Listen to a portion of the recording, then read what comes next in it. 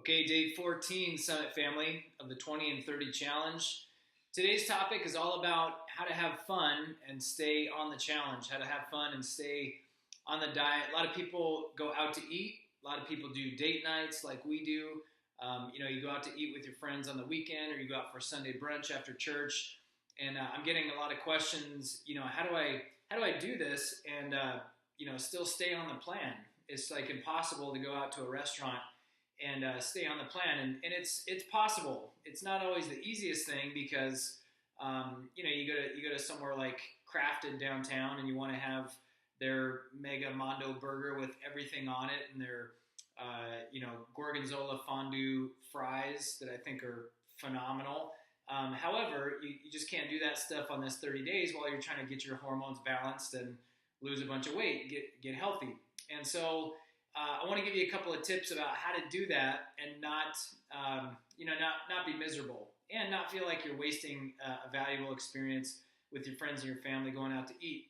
So what we do is, number one, having a plan going into it, and having your mindset in such a way that you aren't tempted to fudge when you're at the restaurant.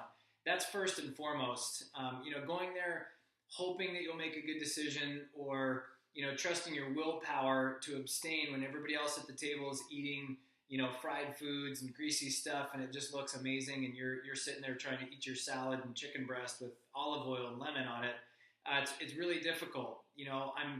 I'm finally to the place where I'm okay with doing that because I feel like part of my job now is to set a good example.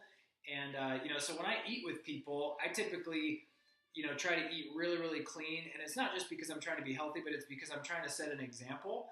And then when my wife and I go out on our own, I'll typically, if it's time for a vacation meal, that's when I'll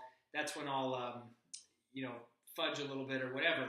But my point is, you got to have the right mindset going into it, and you got to just draw a line in the sand and just know that you're gonna do things a certain way before you even go. The next thing is, before you even go out to eat, what my wife and I do, like if we're going to eat with a bunch of people, we know that there's going to be a bunch of food that's not necessarily the best thing for us. We'll eat a little bit of something before we go. Like a good example of that is, we just got back from a little weekend getaway, and one of the restaurants in the town that we were in just has phenomenal burgers. It's just, and it's not like super bad for you, but they put these burgers on like a croissant type of bun, and it's got just smothered in cheese, and they have these truffle fries that are just to die for.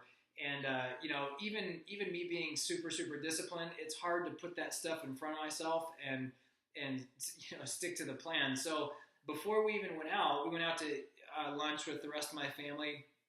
We met them up there, and before we even did that, my wife and I each had smoothies about this big, and they're blueberries and kale and the same stuff that we've already told you guys to be making. But it just took enough of the edge off that we were able to split something and get a salad, and then not feel too bad leaving the lunch. So anyway, if you have a plan going in, that's number one, or your mindset is number one. Sorry, number two is if you eat a little bit of something before you even go out, it'll help take the edge off, because if you're starving, it's hard to not eat anything that's put in front of you, let alone try to make a good decision. And then number three is, feel comfortable taking the liberty to ask the waiter or the server to bring you something that's not necessarily on the menu. Several times we go out, we actually have to kind of piecemeal stuff together. Can you do this salad but with this dressing, or with olive oil and vinegar, or can you add a chicken breast to that, or can you not fry it? Can you just bring it grilled or something like that? And restaurants, it's not their favorite thing a lot of times, especially if you're making a bunch of changes. But if what you're doing mostly is just simplifying by taking stuff away, that's a lot easier. So most of the time they don't really care about that, and I'll gladly pay a little bit extra if I need to in order to get some good stuff in there. Like a lot of times in my salad, I'll add avocado, because avocado is really good source of saturated fats, and it'll help satiate your hunger. A lot of times when people are eating this way and they're cutting out all the carbohydrates, people are like, man, I'm starving. I don't know what to do. Like, I'm hungry every 2 hours. And really, that's just because you're not getting enough good, healthy fats. One of the ways that you can sneak good fats into your routine is to add coconut oil. I put 2 tablespoons of coconut oil in my smoothie every morning.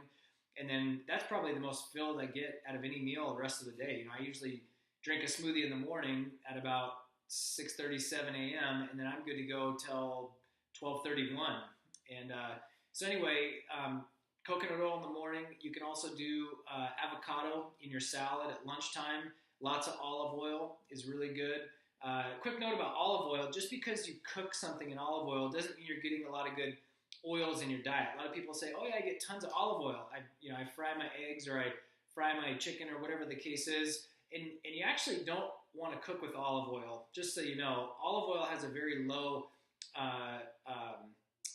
burning point, and so when you cook it, even at medium temperatures, it goes rancid. It starts to smoke, and then you've denatured the fat molecules, and then it enters your body as a rancid substance, which can actually create toxicity and digestive issues. So we actually don't cook with olive oil at all. We cook with coconut oil or grapeseed oil, and then we just use a lot of olive oil on our vegetables, like on salads or on chopped vegetables with sea salt, oregano. That's another good way to do that.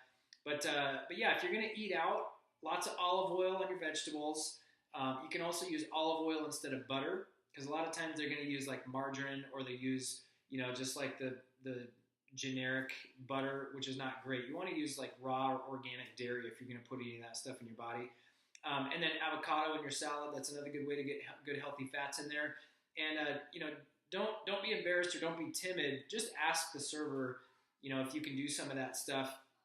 And I promise, number one, if you're with company, it looks like you're in control of your health. You're not just going to want to eat whatever's put in front of you. You've got a plan. You're committed to your health. And we all like that. That's one of the reasons why people work out, is because it gives them a sense of ownership and authority over their own health and their own body. And so when you do that in front of people when you go out to eat, it's actually encouraging. You might get a couple jabs here and there, like, oh, the health nut or whatever. But over time, people start to really admire and respect that. And then, when they see the results in your life, that's hard to argue with.